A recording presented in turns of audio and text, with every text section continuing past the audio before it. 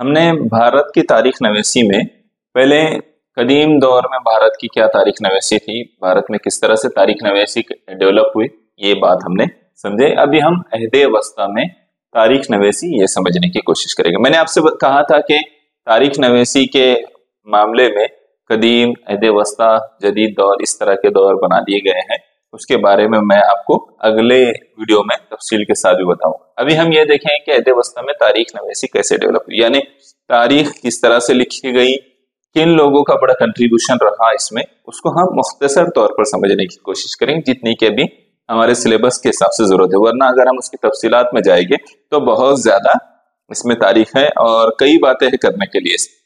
تو اس لیے ہم ابھی کیا کرتے ہیں، جتنا ہمارے سلیبس میں دیا گیا ہے اور اس کے علاوہ میں کچھ اور اہم باتیں آپ کو بتاؤں گا انشاءاللہ، ٹھیک ہے۔ تو عہد وسطیٰ میں جو تاریخ ہمارے سامنے آتی ہے اس میں 12ویں، پہلے تو یہ سمجھ لیجئے کہ عہد وسطیٰ ہم کب سے کاؤنٹ کرتے ہیں۔ تو جب مسلمانوں کی آمد بھارت میں ہوئی تب سے ہی عہد وسطیٰ کے دور کو، مطلب تقریباً تب سے جو ہے عہد وسطیٰ کا دور کاؤنٹ کیا جاتا ہے۔ تو آپ یہ یاد رکھیے کہ مسلمان 1000 عیسوی میں یہاں پر تقریباً 1000 عیسوی میں آئے اور اس کے بعد سے یہ سلسلہ شروع ہو گیا، تو تبھی سے یہ دور شروع ہوتا ہے۔ یہاں پر اس بات کو دیکھیں کہ 12ویں صدی عیسوی میں کلہن نے ایک تحریر لکھی تھی، ایک کتاب اس نے لکھی، راج ترنگینی۔ راج ترنگینی جو کتاب ہے کلہن کی لکھی ہوئی، کافی مشہور کتاب ہے یہ، عہد وسطیٰ سے جس کا تعلق ہے۔ اس میں کیا چیز ہے جس نے اس کو مشہور بنایا، یہ کتاب کیوں ایسی ہے جس پر ہم ابھی چرچا کر رہے ہیں۔ تو ایک سائنٹیفکلی اس میں کافی چیزیں موجود ہیں۔ اس میں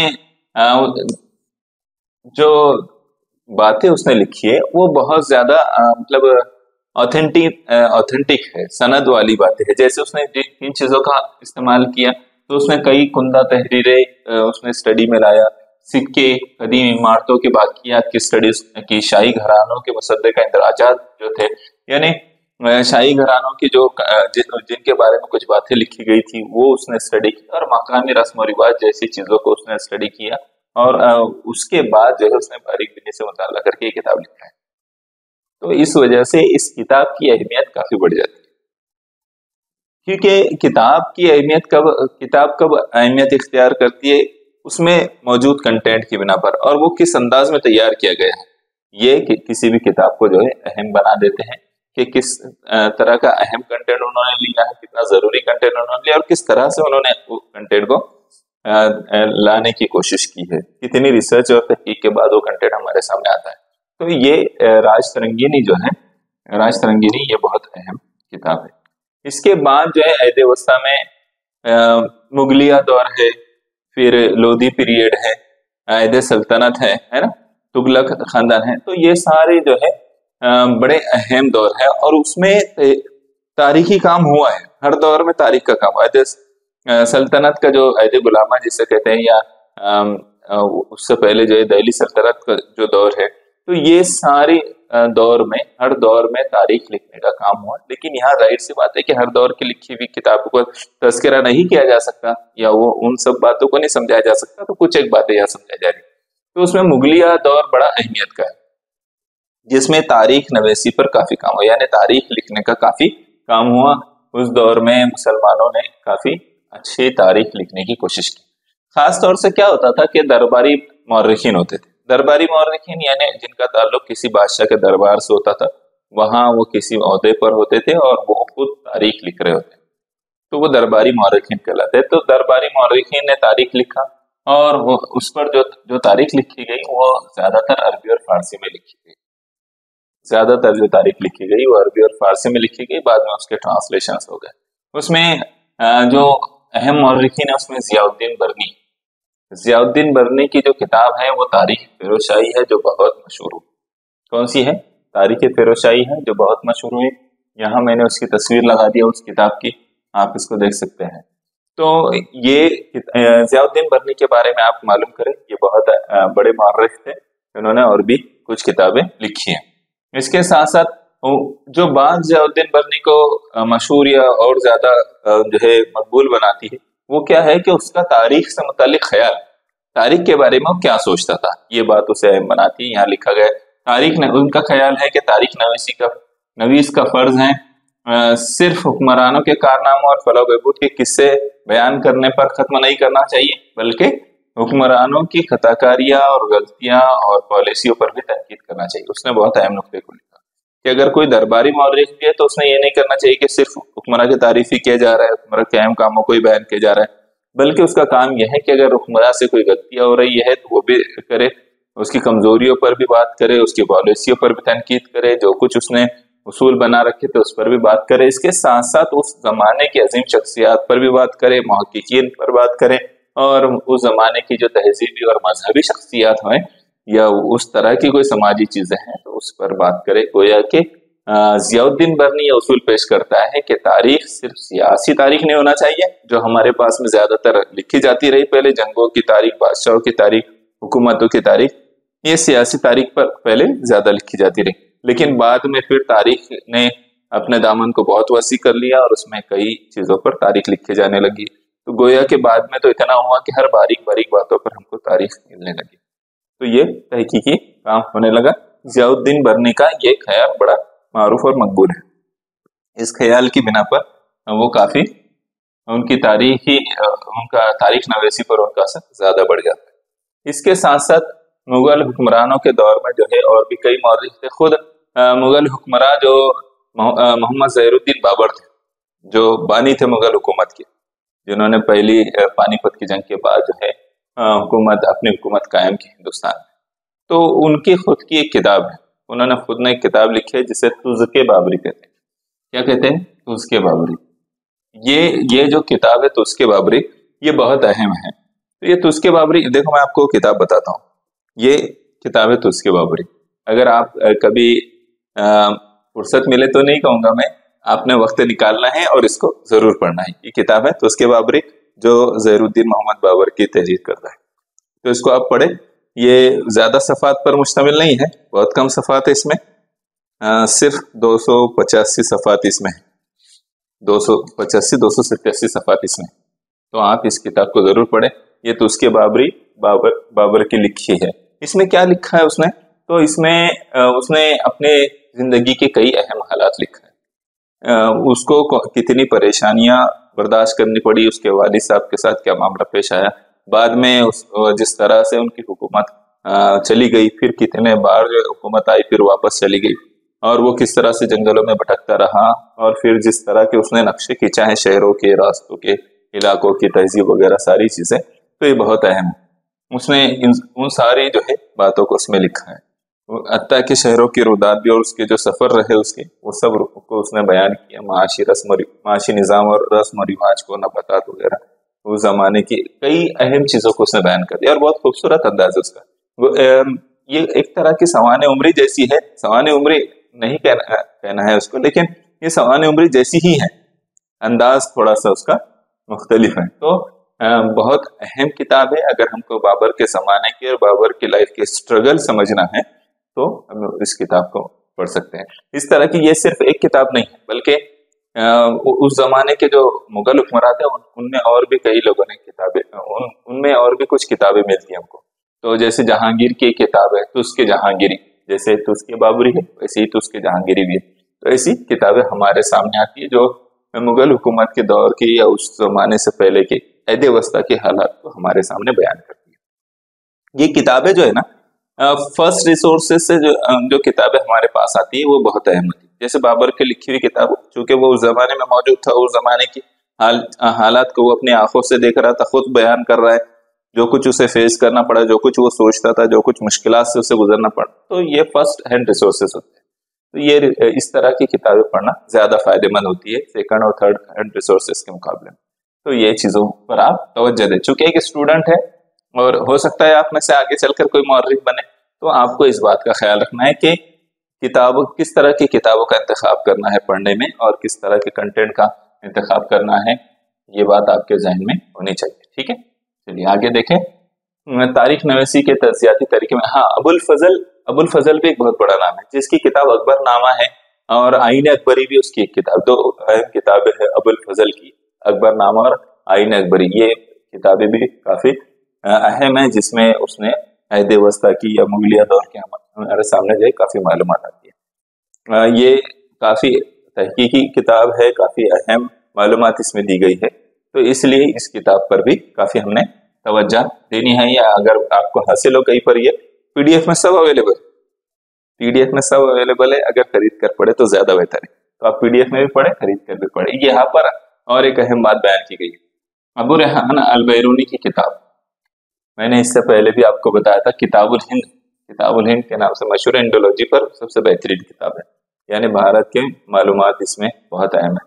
मुख्तलिफ साइंसी उलूम भारतीयों की कारकर्दगी, क्या क्या बात है उसमें, मुख्तलिफ साइंसी उलूम भारतीयों की कारकर्दगी, भारत की समाजी जिंदगी की मालूमात उसने अरबी जुबान में तहरीर के बाद में उसके ट्रांसलेशन हो गए। इसके बाद कई बैरूनी सयाह आए, मार्को पोलो भी आया, इब्न बतूता, ये लोगों ने भी जो है यहाँ पर भारत के अर्थव्यवस्था की तारीख पर उन्होंने लिखा है। हसन निजामी की किताब है ताजुल मासिर, ये भी बहुत अहम किताब है। मनाज़िल सिराज की तबकात नासिरी, ये किताब अमीर, ये दोनों की जो किताब है अमीर खुसरो की मुख्तलिफ तहरीर, फिर उसके साथ मीर तैमूरलंग की आप बीती भी है, तो उसके तैमूरी के नाम से, जिस तरह से तो उसके बाबरी, तो उसके जहांगीरी, तो उसके तैमूरी भी है। मौर्रिख यहिया बिन अहमद सरिंदी की किताब है तारीख मुबारक शाही, एक तारीख फिरोज शाही भी है, ये तारीख मुबारक शाही भी है। तो इस तरह की कई किताबें, अहम किताबें उस जमाने में लिखी गई। ये किताबें आपने कम से कम कुछ हिस्से तो भी इसके जरूर पढ़ना है, या इनमें से कुछ किताबें तो जरूर पढ़ना है, अगर आपको अहद वस्ता की सही तारीख मालूम करनी है। आजकल आपके सिलेबस में कुछ चीजें जो है उतार चढ़ाव हो रहा है, कमी ज्यादती हो रही है उसमें, तो वो चीजों के मुकाबले में फर्स्ट हैंड रिसोर्सेस पढ़ना है ना, अहम तारीखी किताबें पढ़ने की आपने कोशिश करना। बैरूनी सयाहों के जरिए लिखी हुई किताबें, जिस तरह से मैंने कहा, इब्न बतूता है, अब्दुल रज़्ज़ाक है, मार्को पोलो है, निकोलो कांती है, बारबोसा है, और डामोंगस पीस है। इसमें इनमें से चंद हैं, ये मतलब ये कुछ ही नाम है, और भी बहुत सारे नाम हैं। इनकी तहरीरें अहद वस्ता में जो है काफी अहद वस्ता की काफी अहम मालूमात हमें फराहम करती है। तो इस बात का हमने याद रखना है कि कौन से मौर्रिखीन थे। कम से कम आपको 2-3 बातें अहम याद रखना है कि अहद वस्ता की में जिन्होंने अहम काम किए तो वो कौन से लोग हैं, तो इनकी लिस्ट आप एक साथ बना सकते हैं। कुछ नाम पहले है बदायूनी, अबुल फजल, है ना, इस तरह के जो नाम, और भी अल-बैरूनी वगैरह, इस तरह के जो नाम आए तो आपने वो याद रखना। ज़ियाउद्दीन बरनी, फिर राज तरंगिनी, तो इस तरह के नामों की एक लिस्ट बना देना है आपने। और कौन सी किताबें हैं जो अहद वस्ता के दौर के बारे में अहम मालूमात देती है, तो उनके नाम, यहाँ पर भी कुछ और नाम दिए गए। ये ऐसा नहीं है कि सिर्फ मुगलिया दौर के वक्त में ही जो है तारीख लिखी जा रही थी, बल्कि जो साउथ इंडिया है, साउथ इंडिया में भी उस वक्त तहरीरी काम हुए, और वो भी अहद वस्ता के दौर की हमें मालूमात देते हैं। ईश्वर दास नागर, भीमसेन सक्सेना और खाफी खान। खाफी खान की मैं आपको एक किताब बताता हूँ। खाफी खान ने जो है मुगलिया दौर की दौर हुकूमत पर 4 जिल्दों में जो है एक अहम किताब लिखी है। ये खाफी खान की किताब है। असल में उसका नाम क्या था, हाशिम अली खां महमूद अहमद फारूकी, मोहम्मद अहमद फारूकी। तो ये हाशिम अली खां को खाफी खान भी कहते हैं। ये 4 जिल्दें असल में, इसमें अव्वल और दुआम दोनों जिल्दें है ये, और ये तीसरी जिल्द है, और ये चौथी जिल्द है। ये मुगलिया दौर हुकूमत पर बहुत अहम किताब है। खाफी खान का ताल्लुक औरंगजेब के दौर से है, औरंगजेब के दौर से इसका ताल्लुक है। इसने काफी अहम काम किए है। ये किताब बहुत अहम है, ये मैंने अपनी जाती लाइब्रेरी में इस किताब को शामिल किया हो। तो ये किताब जो आप अगर हासिल कर सके तो हासिल करके पढ़िए, या खरीद कर पढ़िए, किसी से लेकर पढ़े, लेकिन इस किताब को पढ़े, बहुत अहम मवाद इसमें मिलेगा। सही बातें आपको अगर समझना है तारीख से मुतालिक, तारीख बहुत दिलचस्प मौजू है। इसमें हमारा माजी, हमारी याददाश्त है, इसमें हम मिल्लत इस्लामिया की याददाश्त इससे जुड़ी हुई, तो इसमें आप देखें, ठीक है। तो इस तरह के कई अहम मौर्रिखीन हमारे सामने आते हैं जिनके बारे में हमको मालूमात मिलती है। आखिरी अहम बात किताबुल हिंद है, जिसके बारे में मैंने आपसे बताया। तारीखी अदब में एक और अहम किस्म है बखर, जिसे क्या कहते हैं, बखर। अब बखर होता क्या है ना, ये बखर होती क्या है, ये तारीख की एक तारीख है, जिस तरह से लिखी जाती है मुख्तलिफ अंदाज में, तो उसमें ये एक अंदाज है तारीख लिखने का। तो बखर होती क्या है, तो इसमें बहादुरों की तारीख व तौसीफ, इसमें जो है बहादुरों की तारीख व तौसीफ, उथल पुथल जंगी अजीम शख्सियतों के सवाने वगैरह मुतालिक सामान्य वगैरह से मुतालिक इसमें बातें लिखी जाती है। अब सबासत बखर जो है इसमें की एक अहम किताब है। इसके साथ साथ ये जो सबासत बखर है, जो इंदौर के होलके थे उनके बारे में भी कुछ बखर लिखी गई, और कुछ और भी अहम जो है बखर लिखी गई जो शख्सियात से मुतालिक भी है। कुछ जो हिंदुस्तानी कुछ हुक्मरां रहे, इलाकों के हुक्मरां रहे, छोटे छोटे इलाकों के, उनके बारे में लिखी गई। जो सबासत बखर है वो छत्रपति राजाराम महाराज के दौरे हुकूमत में कृष्णा जी अनंत सबासत ने लिखी। किसके बारे में लिखी? इनके बारे में, छत्रपति राजाराम महाराज के बारे में। तो ये और भी कुछ अहम बातें बयान करती है, शिवाजी महाराज की हुकूमत के बारे में बयान करती है। इस तरह से और भी बखर है जो मुख्तलिफ मालूमात हमें देती है। बस आपने याद रखना है, क्या बात याद रखना है आपके निसाब के हिसाब से, कि बखर भी तारीखी अदब का एक किस्म है, और उसमें क्या बयान किया जाता है? तो उसमें बयान किया जाता है बहादुरों की, उसमें तारीफ और तौसीफ बयान की जाती है, तारीखी उथल पुथल यानी हुकूमती सियासी तौर पर जो उतार चढ़ाव आते हैं वो उसमें बयान किए जाते हैं, और साथ में जंगे और अजीम शख्सियतों के बारे में उसमें बयान किया जाता है। इस तरह की अहम बातें इसमें मिलती है। ठीक है, तो ये है हमारे अहद वस्ता से मुतालिक कुछ अहम बातें। अहद वस्ता की तारीख के मुतालिक आपने इसके अलावा में भी जो तारीख लिखी गई है, गैर मुस्लिम मौर्रिखीन ने भी इसके बारे में लिखा है, तो वो तारीखें भी आपने पढ़ना है। ये अहद वस्ता में लिखी गई तहरीरों के बारे में हम पढ़ रहे हैं। इसका मतलब ये नहीं कि अहद वस्ता के बारे में सिर्फ इतनी ही किताबें। अहद वस्ता के बारे में लिखी जाने वाली कई किताबें हैं। अकबर से औरंगजेब तक बहुत अहम किताब है, और भी कई अहम किताबें लिखी गई है। आपने इसमें दी गई लिस्ट भी बनाना है जो अहद वस्ता में लिखी गई, और इसके अलावा में एक और चीज तैयार करना है और एक अहम काम करना है आपने, कि अहद वस्ता की तारीख पढ़ने के लिए कौन कौन सी किताबें अवेलेबल है। तो आपने बहुत किताबें, बेशुमार किताबें हैं, तो आपने क्या करना है, कोई 20-30 किताबों के फहरिस्त तैयार करना, बहुत आसानी के साथ आप तैयार कर लेंगे। अगर आपको मुश्किल जाएगा तो कमेंट में कुछ किताबों के नाम मैं भी डालूंगा, कुछ किताबें जो आपको मिलेंगी आपने भी डालना। ठीक है, चलिए फिर यहाँ हमारा ये दूसरा टॉपिक तारीख नवीसी अहद वस्ता में ये हमने मुकम्मल किया। तीसरे अगले वीडियो में हम देखेंगे कि जदीद दौर में तारीख भारत के जदीद दौर में तारीख नवीसी किस तरह से परवान चढ़ी, और उसमें कुछ अहम और इंटरेस्टिंग बातें भी है, मैं वो आपको बताऊंगा।